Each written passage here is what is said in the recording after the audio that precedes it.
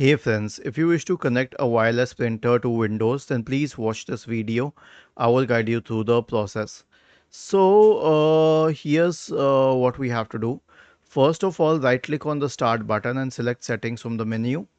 Then go to the Bluetooth and devices tab and click on printers and scanners. Wait unless you have drivers on your system.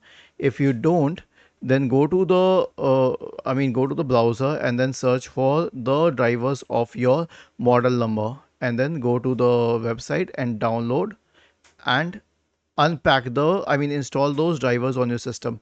But when you install the drivers on the system, it will open up a setup screen. Do not set up using this setup screen, simply exit. All we needed was the drivers, we did not need the setup screen. Now go back to the printers page in Windows settings and click on add a device. Wait, it will start scanning. It will show you the available printers, and it may show you duplicate ones because the printers usually come with a scanner. So click on add a device for the first one, the main printer. It will add both of them, but you have to click for the first one.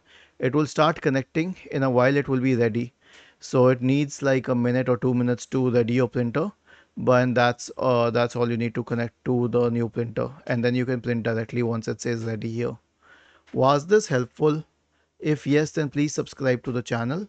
If not, then let us know in the comment section of the video on how we could help you further. Thank you for watching this video and have a nice day.